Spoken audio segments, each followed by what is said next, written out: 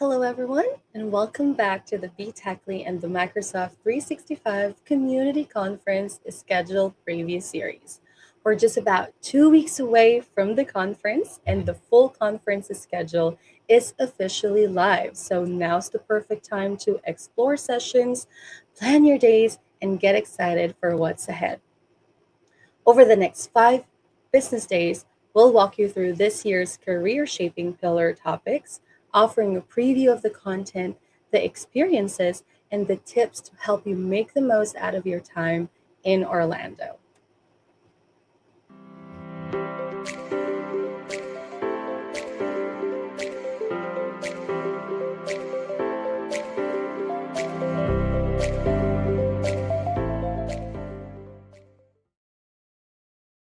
Today, we're turning our focus to one of the core themes of this year's conference: adoption and change management, exploring how organizations move from rollout to real usage, turning Microsoft 365 and Copilot capabilities into sustainable everyday work habit that help people succeed. Adoption and change management are central to modern work conversations today, especially as organizations navigate change fatigue and AI transformation. The focus is on, reducing friction, building predictable practices, and enabling people to confidently adopt new tools so value extends well beyond initial launch. At this year's conference, Adoption and Change Management features 36 sessions, focuses on adoption and change and value realization. Well, to start, we're going to show you how to locate these sessions, apply filters, and begin planning your conference experience right away. So, first, we're going to head to nextgen365events.com, and we're going to share screen. There you go. All right. So once you're on the nextgen365events.com page, from the tab navigation, you have to select sessions. And once you're on the session page, you'll see the options to refine your results. You will have the ability to filter sessions in several ways, like by type, by level, industry, focus, speaker or topic, to quickly find out what's most relevant to you. For now, I'm going to choose the topic. I'm going to use that filter. Then we'll select adoption and change management. As you'll notice, there's no extra button clicks. So once you select the topic, the sessions are automatically filtered for you. You can scroll through here and you'll see just how much content is available for this topic at this year's show. Now, if you click in any individual session, you'll be able to see the date, time, and full session details, which makes it easier for you to decide what you want to attend. So in addition to the breakout sessions, the conference also offers a hands-on workshop, and these sessions go deeper, giving you dedicated time to learn, explore, and apply concepts in an interactive focus environment, perfect for turning ideas into actions. Our team is still building additional planning tools, including a downloadable full conference schedule and more dynamic ways to view sessions by day. So those features are coming soon, but for now, everything you need to start planning is available right here. As you build your schedule, keep in mind that sessions are first come, first served, and each room has limited capacity. Some sessions fill up quickly, so we strongly recommend planning early and having a clear idea of what you'd like to attend. Beyond the session content, this year's conference also features more than 70 exhibitors and sponsors, and they'll be offering hands-on experiences, engaging booth activations, in many cases, their own sessions, and deeper dive opportunities throughout the event. Today, you'll get a preview from one of this year's sponsors, highlighting what they're planning and what attendees can look forward to when you stop by on their booth in the exhibit hall. That being said, I'd like to introduce our sponsor, Crystal Herald. Hello and good morning, everyone. My name is Crystal Harold. I am the general manager for our Microsoft dedicated sales team at HBS, and we will be attending, and I will personally be in the booth. So looking forward to seeing everyone. With that, if you don't mind sharing the screen, please.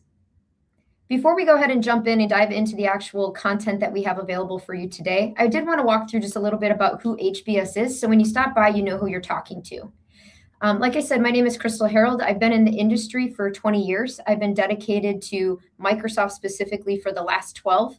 I work with our customers and just making sure that we understand what your business needs are and then driving through and aligning the proper technology and what you need to drive adoption in your org. If you move forward, please. So a little bit about HBS. So we are based out of and headquartered out of Wisconsin. We are a national services integrator. So what that means is we provide services and solutions aligned to the Microsoft technology for all of our customers. We have over 750 team members. And with that, we have 400 engineers that are certified in the Microsoft ecosystem. With that being said, our core capabilities, if you see along the left, we do cover the entire Microsoft stack. I know we're focused in specifically on the digital workspace and productivity today, but the way that we go ahead and we drive through that with our customers to help them receive their outcomes is by doing it through either managed services capabilities or professional services. We have all of the Microsoft designations and badges. So what that truly means for you is that we have the ability to unlock advanced support capabilities for you, either through our direct team that we have on staff or also through the Microsoft relationship.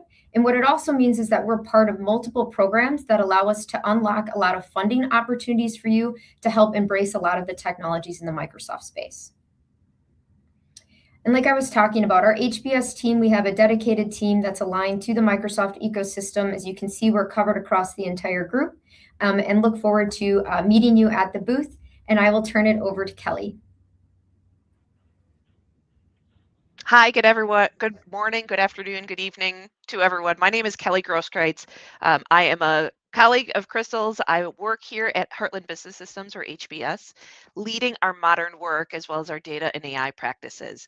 This morning, what I'd like to do is walk through Copilot. Obviously, all of you that are attending the conference know what Copilot is, but it never hurts to kind of reground ourselves on where you can find Copilot. I find that anytime I'm talking to someone who says, I want to use Copilot, they often kind of narrow in and are thinking Microsoft 365, which is fantastic, right? That's near and dear to my heart. That's my first love, the productivity suite.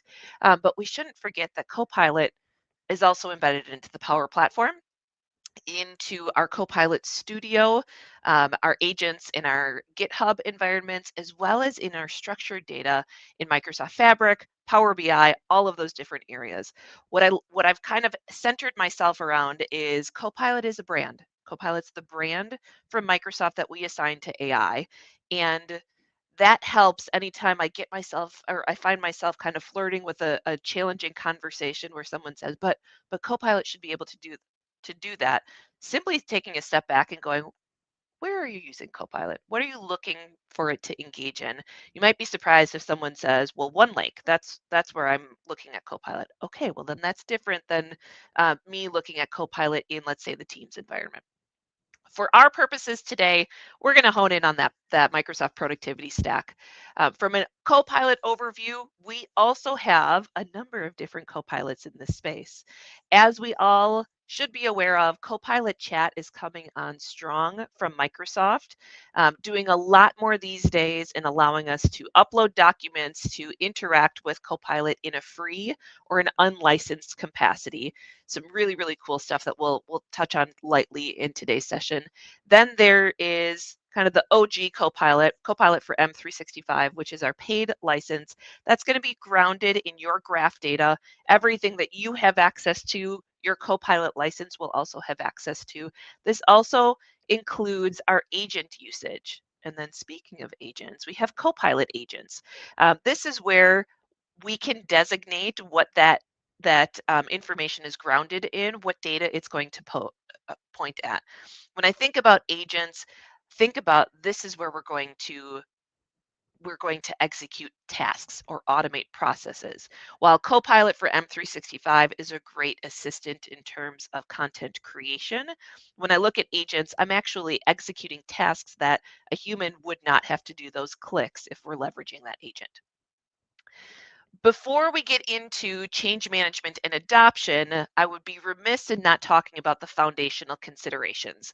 Once upon a time, being about a year and a half to 2 years ago, Copilot arrived on the scene. We were licensed for it, and I was regularly asked by our clients, where do I find the Copilot Admin Center? And it was a little bit of an awkward conversation because there wasn't one for a period of time. There was a report that you could download. It was kind of embedded in the Viva Insights area, but really that was about all that we had. Times have changed. We now have a Copilot Admin Center, and we have an area for agents as well. If you haven't taken a stop back there, take a look at it. As you can see in the screenshot, there's a lot of different things that we now have insight to that we didn't used to. And we know from Microsoft that we're getting new settings on a monthly basis to match really the speed of technical implementation from Microsoft. So that's step one, check out the admin center. Step two, or maybe it's 1.5, is focusing on the foundation.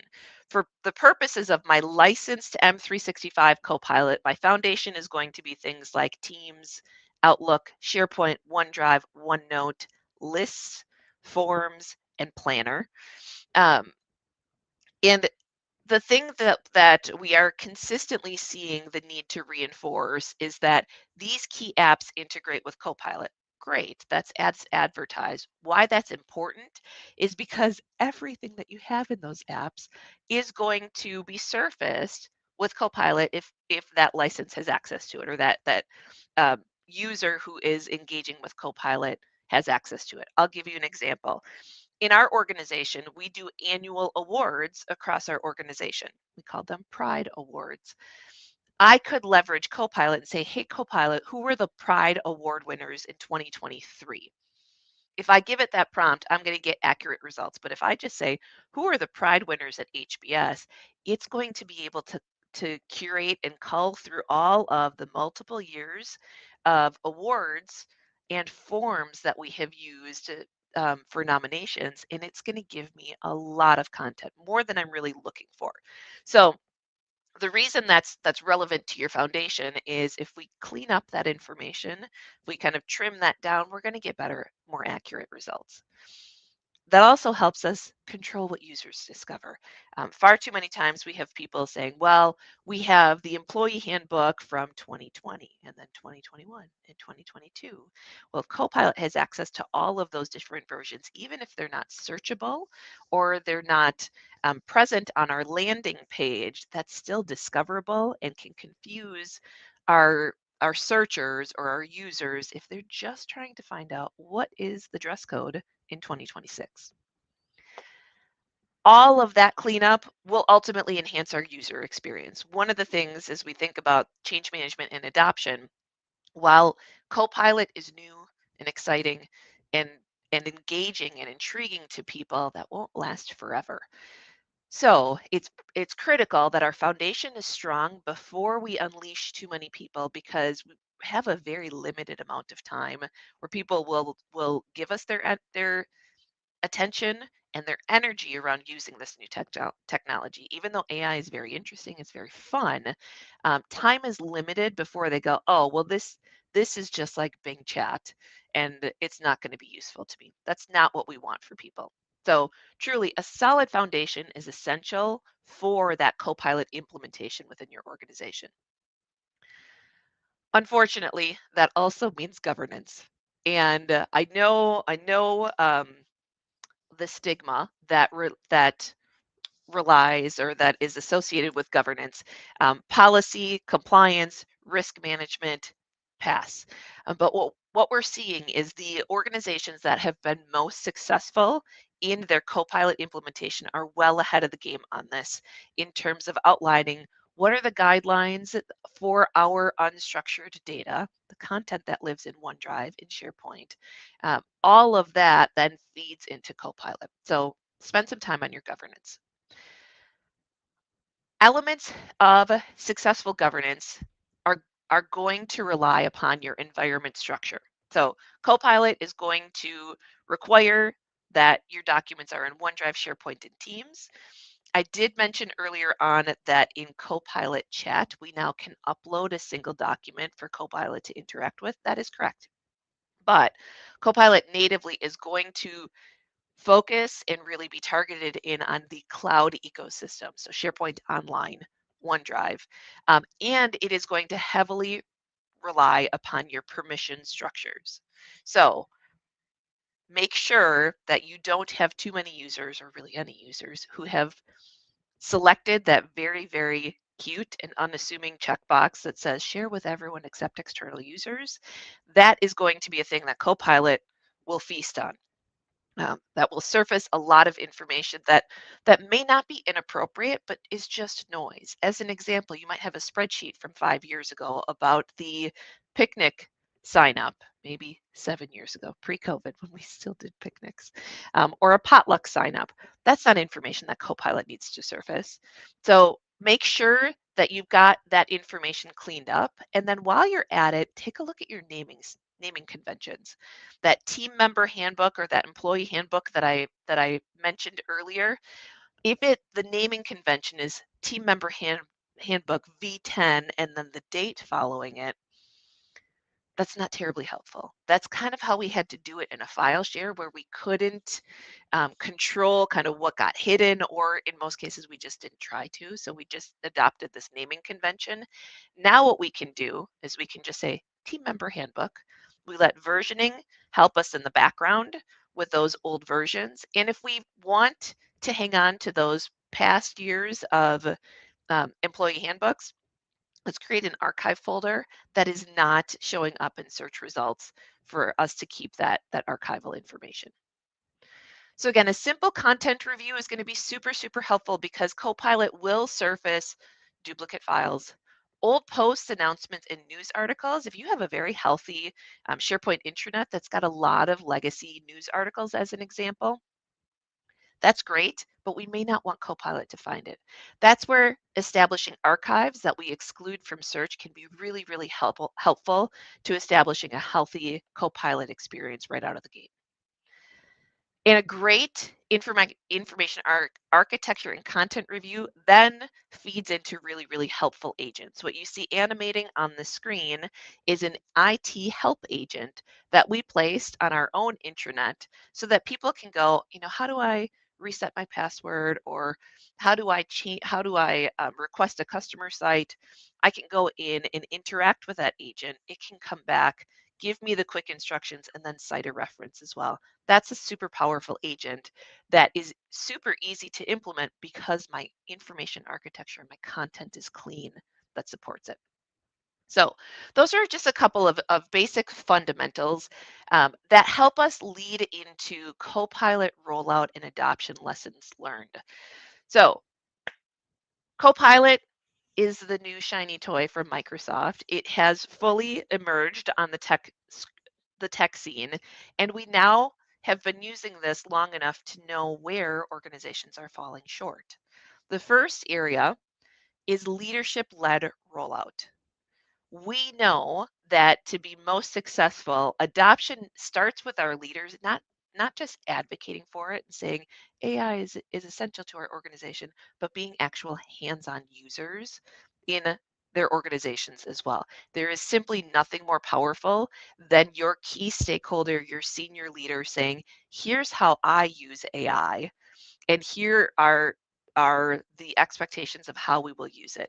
That demonstrates they're willing to walk the walk, but also that they understand the capabilities, right? Because there's nothing more detrimental to a rollout than having a spokesperson, a champion who really doesn't understand the product's capabilities. The second thing is protected time to explore. That has never been more important than it is now. When we're adopting AI solutions, we are learning new ways to think, new ways to behave. We're kind of rewriting what we know about computer productivity. That requires time to be curious, to try things, to experiment, and see what works and what doesn't, but also to come back and see what didn't work last month. Does it work today? Because chances are it does. So without that protected time to explore, we're seeing people really stall out on their day one use cases or maybe even day 30 use cases. But once that honeymoon passes, if they're not continuously going back and being curious and kind of self-starters, we're really seeing organizations stall out on that adoption. The organizations that are getting it right are investing in team problem solving blocks. You might have seen these called promptathons. We used to call them hackathons when we were, coding things, but ultimately these are short sessions where we align the group around a shared challenge, and then we challenge ourselves to use Copilot to solve that problem. It's not going to work 100% of the time, but that's okay. The power is in the discovery and then the storytelling around it. Share what worked, share what didn't work, share what used to not work and does today, and how you found your way back to it. That culture of storytelling really has never been more powerful than it is today. And then continuous learning. We have a lot of organizations that we work with that invest in training on day one. They procure licenses, they assign them to their end users, they send them to a Copilot basics session, they might even do an Agent 101, but then they stop. Well, as we all hopefully know, Copilot is evolving every single day. So with only having that single point in time of learning, we're missing kind of the exponential learning opportunities.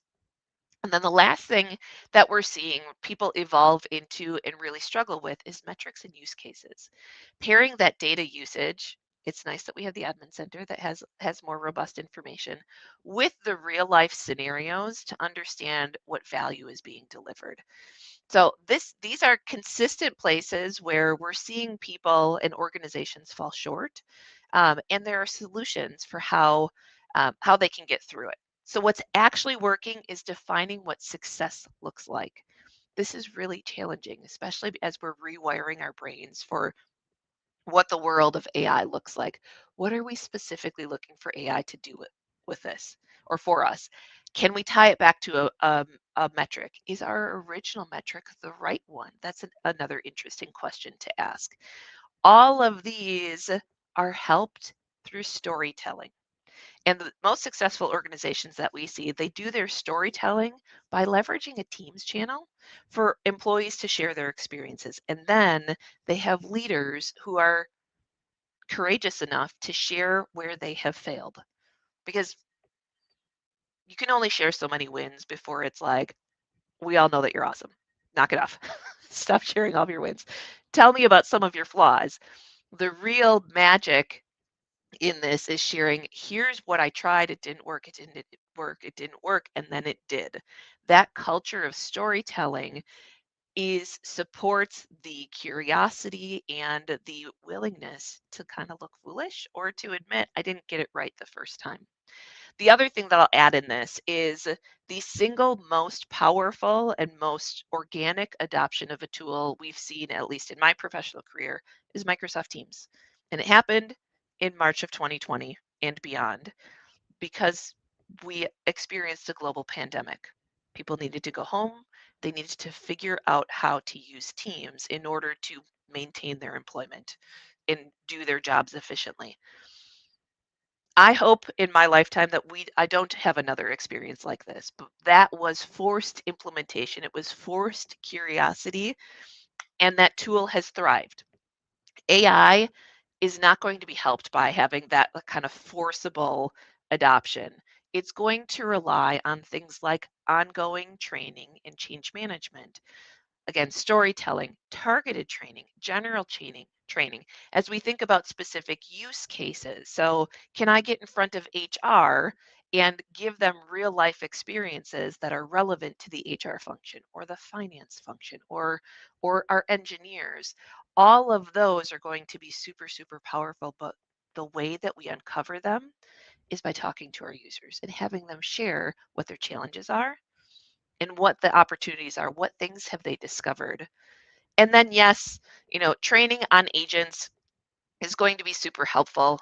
But ultimately, when we talk about end user adoption and change management, we're really at the heart of how do we get people to change, to want to change their behavior to get a new outcome. And the X factor across all of this is your AI champion. So I talked for a bit about having executive sponsorship. AI champions are not always executive sponsors. AI champions are the people in your organization who are using the technology, who are trying new things, in some cases sooner than you are comfortable with them doing so, and bringing you back the feedback. It is not the shadow IT person who's using AI for their own personal gain so that they look like a wizard, but they're not sharing it with anyone else.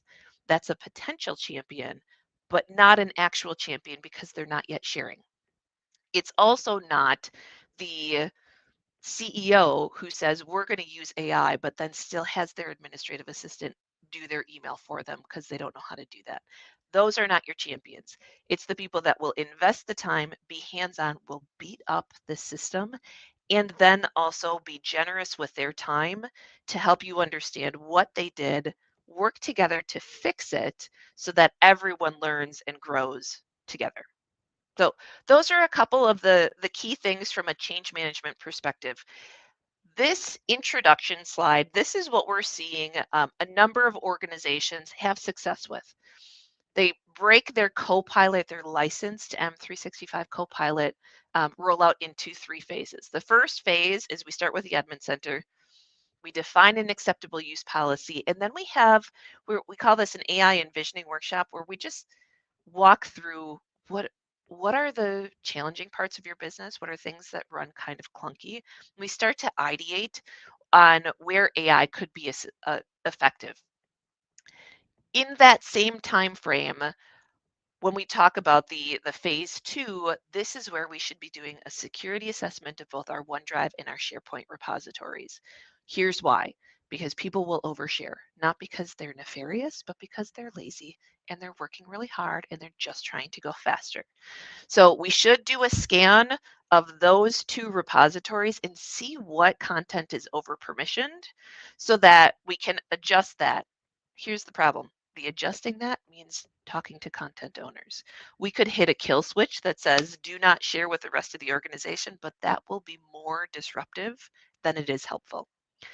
At the end of that phase, we absolutely should establish a link expiration policy if one doesn't exist today, but we need to get through that discovery of what's over permissioned, have the conversation with the business content owners, and then take technical steps to close that and shrink that window of over permissioning.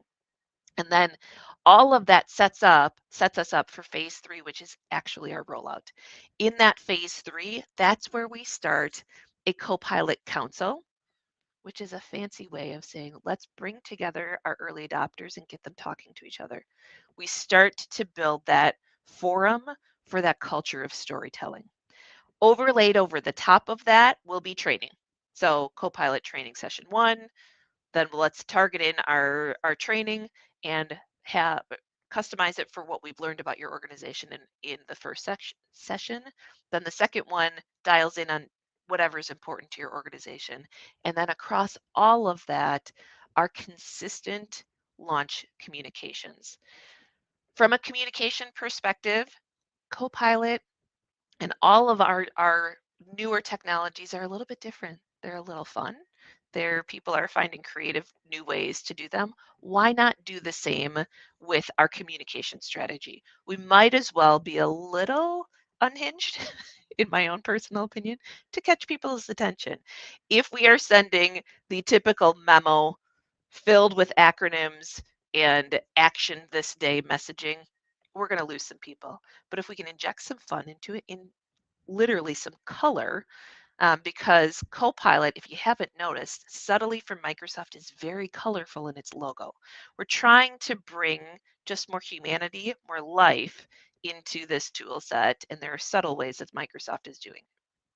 So we've talked a bit about the foundation setup, what we're seeing that works well in terms of change management, rollout, and adoption, what doesn't, and what does. Um, and so, what I'll leave you with today is there are a number of kinds of Copilot. That's kind of where we started. Copilot as a brand has a lot of different functionality across the Microsoft suite. We have a booth at the M365 Community Conference that my colleague Crystal Harold will be at. We'll be at HBS booth 816, and we'd love to have a conversation with you about where you're at in your Copilot adoption or licensing as might apply to you. Yeah, please stop by. So me and my colleague will be there. We're going to have a little bit of fun, as Kelly said, and bringing a little bit of color to our booth. We will be dressed up as pilots one day and as flight attendants another, just kind of partnering with the whole Copilot theme here and everything that we're going to hear a million times while we're at the conference at M365. And I'm so excited to see everyone. So please stop by. I'm happy to chat with you and cover any additional detail that Kelly may have covered today. Excellent. Thank you so much for your time. And Ella, back to you. Thank you, ladies. That is such an amazing session and really quite an eye-opening right there. Thank you so much, Kelly and Crystal, for that. Well, we're really looking forward to seeing what you bring to the conference this year. And Crystal, for sure, everyone will be excited to see you on that flight attendant, pilot custom right there. So everyone, as we wrap up this session, a few important reminders. If you registered to the Microsoft 365 Community Conference, keep an eye out for your invite to the conference mobile app, Wova, where you'll be able to build your personal schedule, create meetups, and plan your days in more details. If you haven't registered for the Microsoft 365 Community Conference, you still have time to save $150 on your conference pass by using the code SAVE150. If you're part of the small business or nonprofit, grant applications are still open, so visit us at change3e.com/grants or just scan the QR code on your screen. If you have questions, you can always reach out to the team at info@nextgen365events.com or connect with us on site in Orlando. Our goal is simple: to help you have the best possible experience at the hashtag M365Con26. Thank you so much, everyone, for joining us today, and we can't wait to see you in Orlando. Bye.